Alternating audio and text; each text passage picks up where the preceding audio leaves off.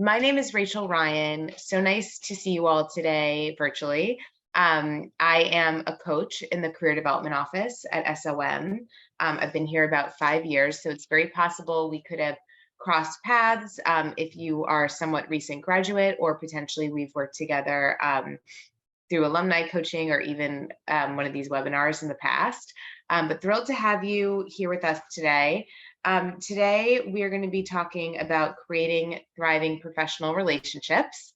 My ask would just be to please go ahead and send any questions along through the Q&A feature. And we're going to have plenty of time at the end of our presentation today for discussion. In fact, I think a lot of our time will be more discussion. So this is really your time, and happy to address any questions you may have.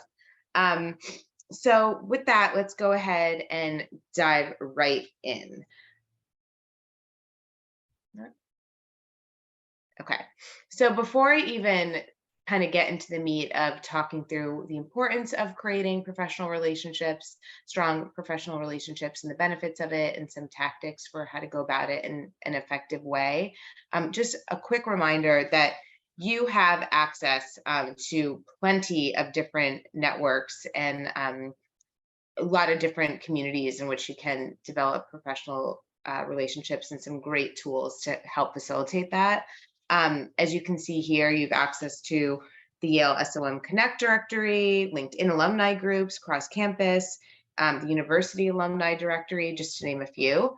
You should also have access to your undergraduate networks, professional networks from your previous employers or current employers, obviously LinkedIn more broadly, high schools even, or other networks that you may be a part of. So, but all of you do have access to these. So just wanted to kind of mention that off the bat, just as a quick reminder as we dive in here.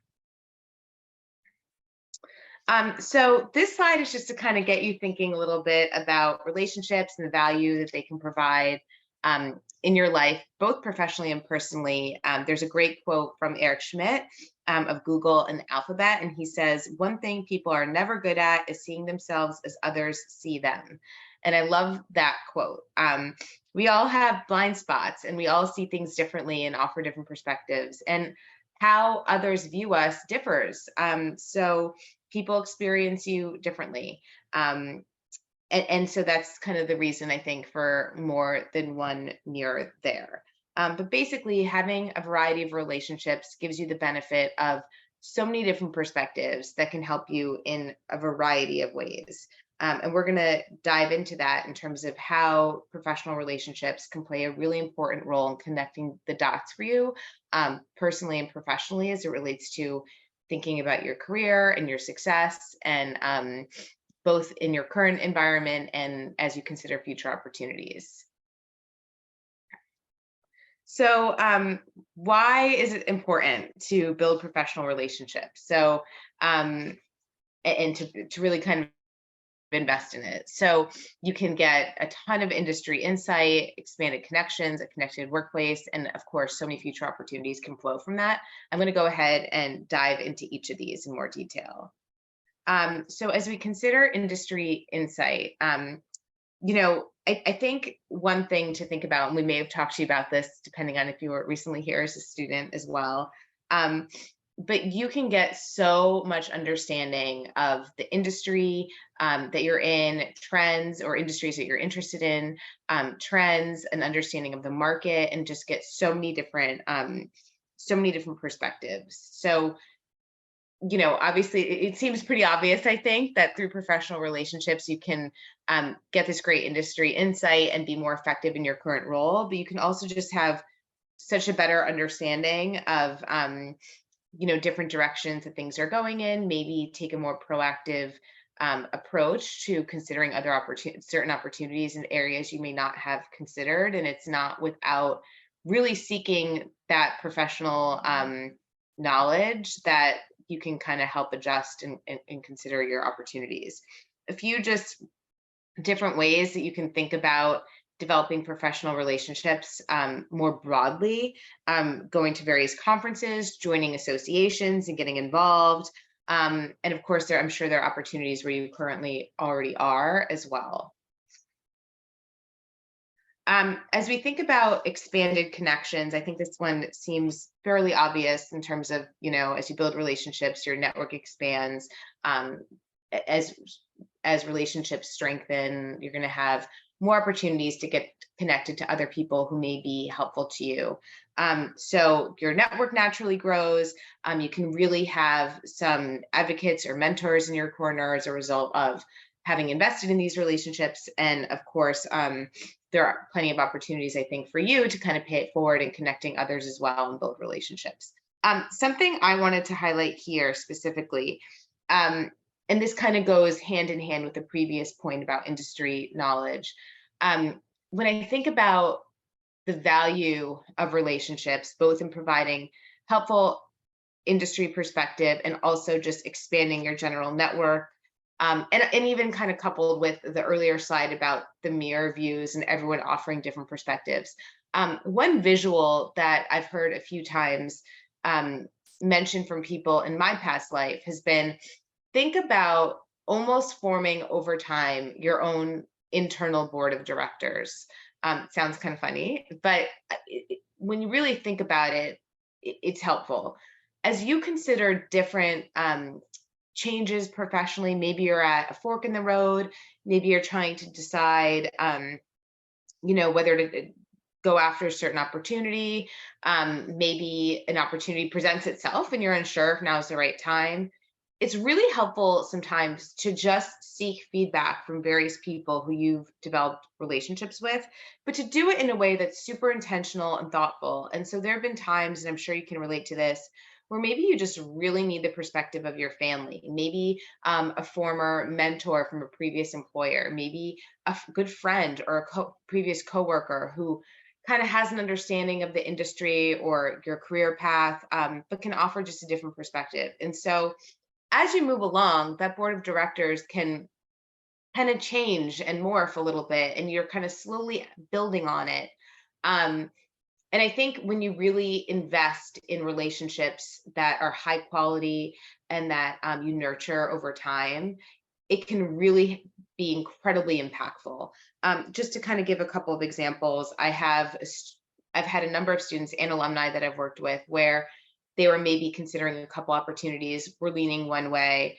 And when they reached out to people who they had developed relationships with, even just through cold outreach and networking in their time as students, and kind of pressure tested what they were thinking, they actually learned a lot about, oh, wow, there are actually some red flags at that organization, which I wouldn't know because I'm not yet in that industry. Or, this person who I've worked with in the past happens to really know a lot of people at this other organization, and culturally it might actually be a much better fit. And so while it's not a great idea to go and reach out to other people to make decisions for you, and really you have to go with what's right for you and your gut, I think it's really just speaks to the power of having developed in that network, having getting that industry insight, and really seeking different perspectives at various points through your career. So there's just kind of like an example of how it can come to life. Of course, by building professional relationships and investing in the workplace, you're just going to have a more connected workplace and increased job satisfaction. I think we all understand this, having come out of the pandemic more recently and having probably spent a lot more time maybe working remotely or in smaller groups than we were previously used to, depending on the kind of role you're in. I don't know about you, but for me, now that spending more time in the office and with the team, it just feels really great, I think, to have those relationships in place and be able to see and catch up with people. But of course, professionally, there are benefits there, whether it's increased collaboration, having more trusting relationships. I think when people know you and get to know you and learn about your strengths and your interests and kind of what excites you, more opportunities are going to be presented for you. As you're thinking about ways in which you can further develop relationships, let's say you're someone who's new to an organization, or you feel like you're working in a silo or with a small team and you're not sure how to expand that.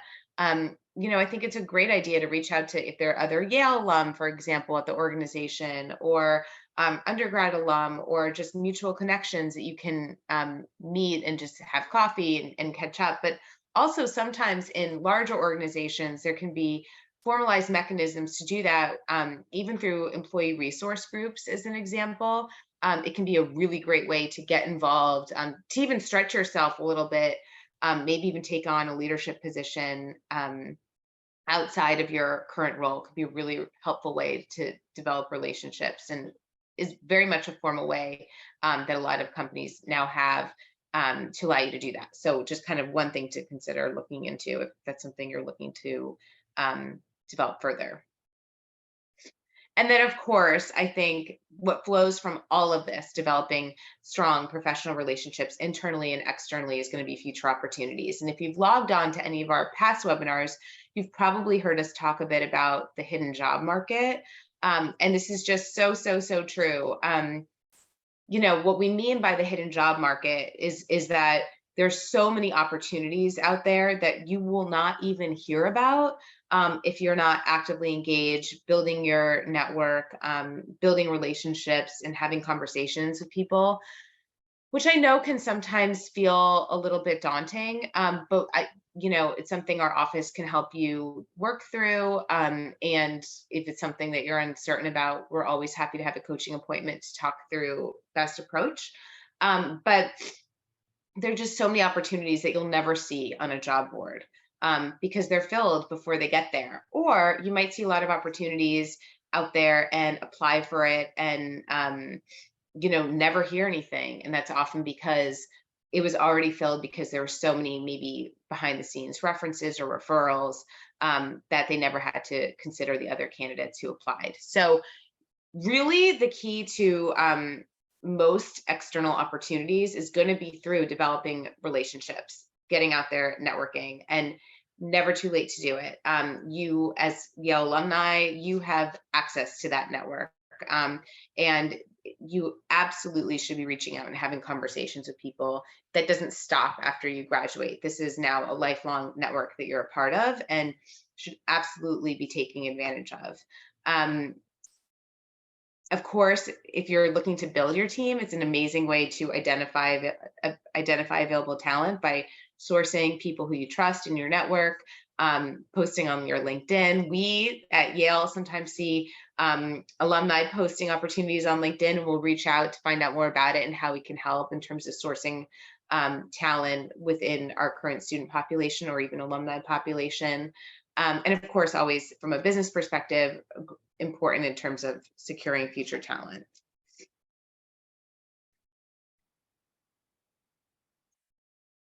Just to kind of get a little bit more tactical in terms of tips for developing strong working relationships, and a lot of this is probably going to seem pretty self-explanatory, but sometimes it's just helpful to hear a reminder. Know what you need from your colleagues and be intentional in communicating that. Practice active listening, make time for coworkers. I think on this one, and this is something that I try and remind myself of regularly too. I know we're all so busy and in and out and have so many obligations, but make time for coworkers, not just when you need something from them, but it goes a long way to take a few minutes at the start of a day and pop by a few offices and see how people are doing. It makes a really big difference. To just ask how people are, to catch up, to find out what's new with them, and to offer support and not just have people hear from you when you need something. Following through on commitments, of course, knowing when to ask for help, setting clear boundaries, showing gratitude, even in terms of following up individually can make a really big difference. Being authentic and avoiding being transactional. I think one point that I always think about is I think we all know when someone's kind of developing relationships in a way that seems more about getting ahead and in a self-serving manner.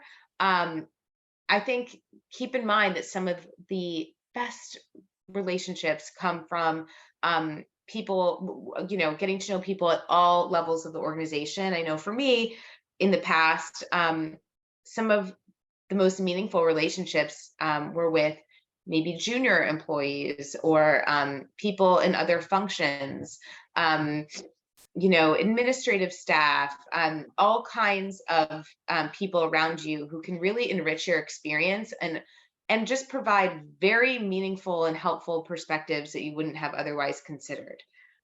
Skipping the gossip is always super important if you want to be someone who's trusted, and starting small. So, think about what works for you in terms of building relationships, and, you don't have to kind of get out there with everyone.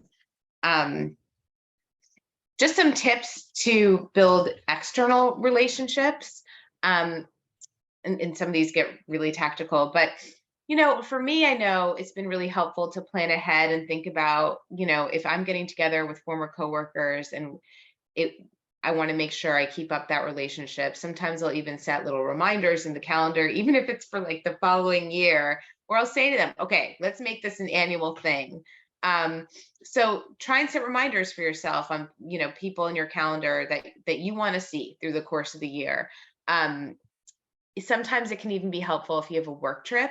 Take a look and see where you're going to be and who's there that you might be able to tack on a meal with or a coffee with. It goes such a long way just to see someone in person, even if it's once every few years. Leverage social media. I think this is really important, especially, and we'll talk about this in a moment, but it's so much easier now to reach out to people and know what people are up to and to keep in touch. And you can do that in a way that actually feels pretty personalized. Offer support to those in your network when asked. Again, going back to the point before, reaching out and offering support if someone's looking for a role, if someone's asking you to maybe speak to a former colleague, or they have a friend and they'd love to connect you.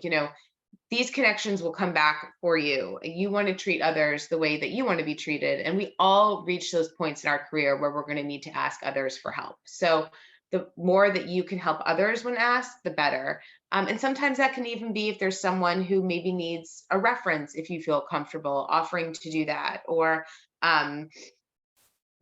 just even facilitating a connection if you feel comfortable. One point on here that I think is important, I have spent earlier in my career time as an executive recruiter. And I think that the executive recruiting world is something that sometimes can be a little bit new to navigate if you're kind of more mid-career. You really want to think about building long-term relationships with recruiters. And so just to kind of share a little bit of insight there were times in the executive search world where we would build relationships with candidates over the course of years. Sometimes we would know that they wouldn't even be looking, but because we had talked to them about their interests, talked to them about what would eventually interest them, we'd have a good sense of when an opportunity would make sense and when it wouldn't. But you really got a sense for a candidate if they were generally responsive, if they were communicative, and oftentimes a great way to build relationships would be if they would even offer ideas for candidates that maybe they wouldn't be interested in a role, but they would know someone who was. And so if you do have recruiters reaching out to you, maybe it's not the right time now, maybe it's not the right role, I think it's really a good idea to just respond and say in a thoughtful way, thank you so much for reaching out. It's not the right time for me. Happy to have an exploratory conversation that, if that might be of interest to you at some point. And really over time, these relationships can be quite meaningful and result in pretty relevant opportunities when the time is right. So that's just kind of something to think about there. Another little tip, just something that I found really useful when I graduated business school. I went into, a smaller universe in the beauty industry, actually. And there were 4 or 5 of us who went into kind of that consumer products beauty industry. And we would get together a couple times a year. A bunch of us were in New York, or if one was traveling in from California, let's say. And it made such a huge difference professionally to kind of keep that network alive, even if we weren't super good friends while in school. So think about if there are if you're a recent grad, if there are others who went into a similar industry or functional role, think about if it makes sense to organize a little get together. a couple times a year, or organize a little get together if you're plan on traveling to where they are. It makes a huge difference, just to understand kind of the challenges of their organizations, how they're thinking about things, kind of get a better sense of the culture, and be actively engaged in having conversations with other alumni in your industry or area of expertise. I think can be really, really useful. Just a few tips on using social media, and I see we have a question, so I'll make sure to answer that at the end. We're just about done with the presentation portion of the of our program. So a few tips for social media. Obviously you just always want your social media to present in a professional manner, and it's up to you which platforms you engage in, and kind of who sees what. I would say from a LinkedIn perspective, there's so many opportunities to engage with people, congratulating people when they get a new role, commenting when someone posts interesting content, reaching out personally to kind of congratulate someone on a new move. If someone's indicating they're open to work and you think you might be helpful, reaching out to them. So it's just such an easy way to stay connected with people with really not much time invested. And if you think about on your end, like how many times people just like a post, and then the time that someone goes out of their way to actually send you a personalized message, and the difference that makes when you actually hear from someone directly. I think everyone's kind of going so quickly and taking in so much content that just the act of hearing from someone personally goes such a long way. So think about the various opportunities that you have to do that on LinkedIn, for example. Think about what you're putting out there to your community. Even just, the picture that you post and all of that, and keeping up that professionalism, I think, is important. But so many opportunities to build relationships utilizing social media that didn't exist before. So a lot to take advantage of there. And then finally, just a reminder that you have a huge network.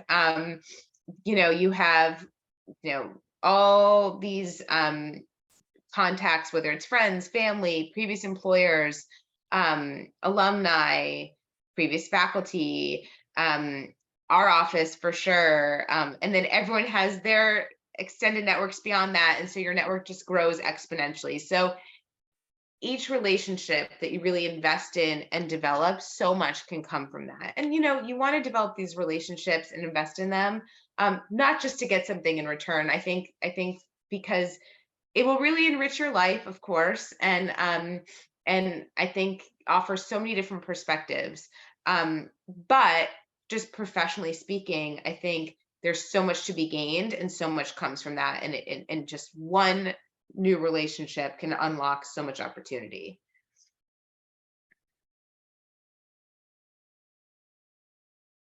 I want to go ahead and turn it over to Q&A. So we'll start to look here. Feel free to enter any questions you may have, and the rest of the time we'll absolutely use for you. I'll go ahead and start with the first question here. I don't really ever post on LinkedIn. Can you share advice about what types of content would be helpful for engaging with others in your network, especially if looking to bring in consulting business? I think you could get ideas if you were to look at other people in your network and the type of content, especially if there are people who are in similar positions who you trust. Look and get a sense for the kind of content they post. But in general, I think I personally always look when someone is posting a really thought-provoking piece, or something really interesting that is worth taking a look at. I know sometimes if you're at a consulting firm, you might put out your own pieces that can sometimes be really interesting to share, and I've seen people share that as well.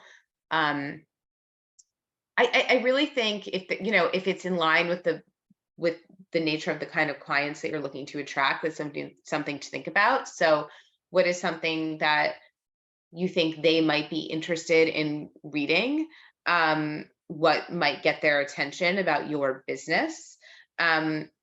So a lot to think about there, but there are a lot of different ways that you can engage. Even kind of just resharing other people's um, material can sometimes be helpful as well.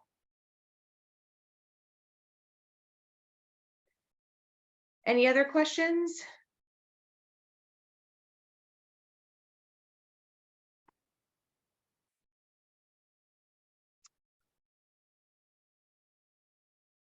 Oh yeah. Can you share further thoughts on establishing relationships with executive recruiters beyond being responsive? What are some of the ways candidates can build relationships with executive recruiters? Yeah, absolutely. And there are different types of executive search firms, and there's also in-house executive recruiting at some organizations too, where I think a lot of times they're working on developing proactive relationships, whether you're at an executive search firm or internal recruiting. Excuse me. Proactive relationships with just really strong talent in the market. Yeah, there are a few different ways that you can develop relationships.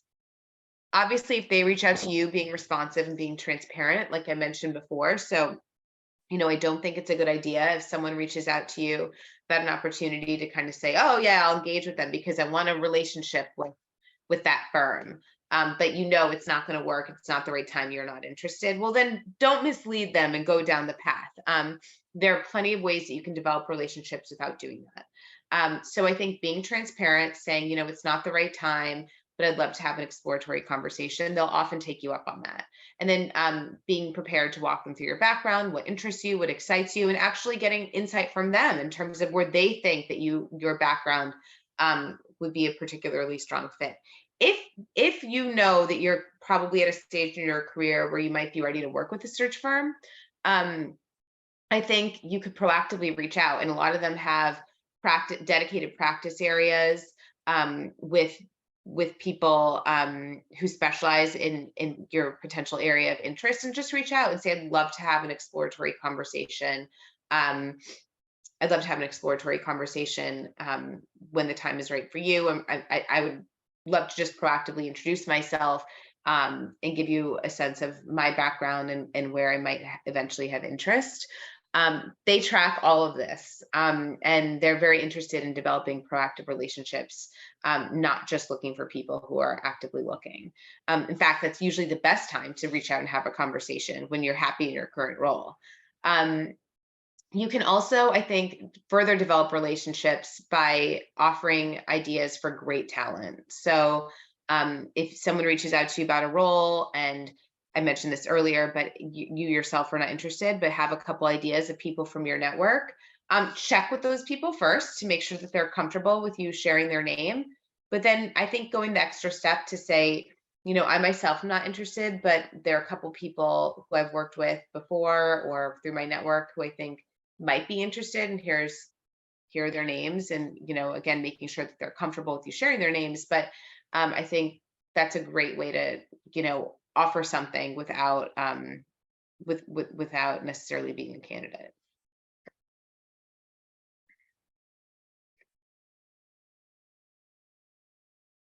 I saw an interesting role. I saw an interesting role at, excuse me, I saw an interesting role at a company where an SOM alum sits in the C-suite. Is it appropriate to reach out? Any suggestions on how to initiate the first email without sending transactional? Well, in terms of an SOM alum sitting in a C-suite, it depends on the kind of role you're interested in. It depends on the level that you're interested in, how big the organization is. If they're in the C-suite of a pretty large organization and you're maybe a couple years out of business school, I'm not sure that starting with that level always makes sense. Sometimes starting with someone a little bit closer to you in terms of leveling is a better first step. And so consider if there's maybe a better contact to reach out to in that case, rather than starting with the C-suite, and utilize all the networks that I mentioned before to kind of think through that. But if you do feel comfortable reaching out to a C-suite alum, depending on the level you're at or the stage you're at in your search, maybe it's like a startup, and so, or smaller organization, so C-suite might be a little bit more accessible.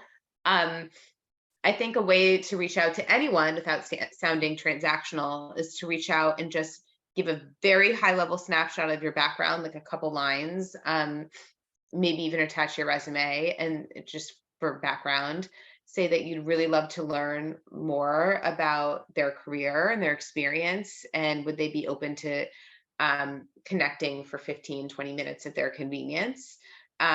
If you want them to know that you also did happen to apply to a role, you can mention that. I would never ask for, or I personally would not ask for a referral. I think often if someone would like to give a referral, they will do that on their own. Sometimes they tell you, sometimes they don't, and they just kind of manage things behind the scenes. Sometimes people don't have time to connect, but they'd like to know that you applied for a role and they like to look at your resume, and that way they can forward it along in the background, but maybe they don't have time to talk on the phone. So I think reaching out to see if you can have a brief conversation and learn more about their experience is always a way to not be transactional. But also mentioning that there's a role that you applied to kind of covers your bases in case they prefer to send along your resume and don't have time to speak. And that's something our office can always help you think through a coaching appointment if it's something that you feel like you're really unsure about.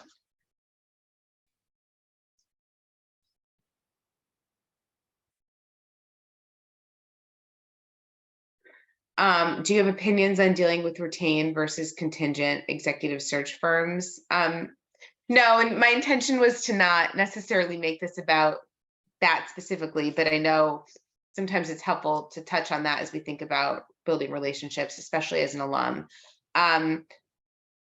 Not necessarily. I don't have as much experience with contingent firms, but don't have an opinion one way or the other. I think no matter what, you want to treat people with respect, and you want to always, again, transparency, I think, is always really helpful. Versus leading people on, or getting really far along in the process, just like for practice, let's say. I think if you know something's not right, for sure, it's always helpful to kind of be transparent about that. And I would just add also to, respond to people, to show up if you schedule a phone call, all these different things I think are important.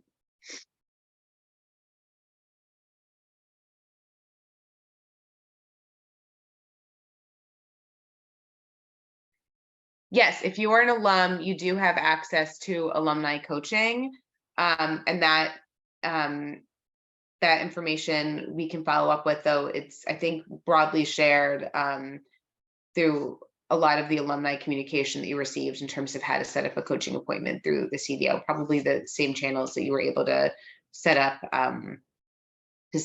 to register for this webinar. So yes, you do have access to coaching as an alum.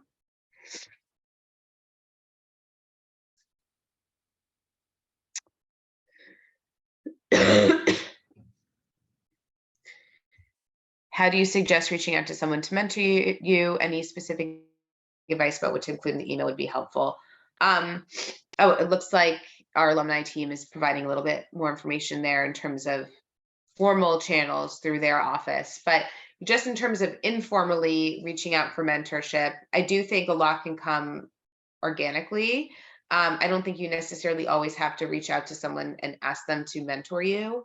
I think it can be as simple as, if there's someone who has given you great advice and you want to check back in with them, asking them at the end of the conversation, would you be open to me reaching back out from time to time if I have additional questions? I think your current organization could have formal channels to make that happen.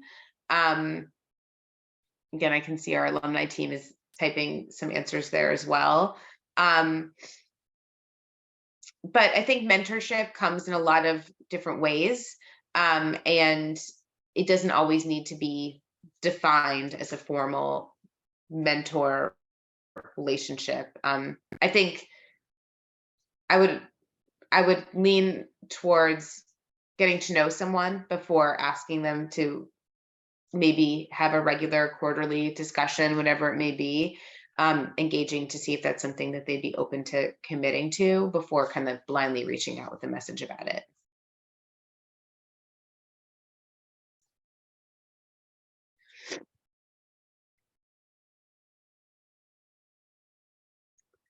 Any other questions?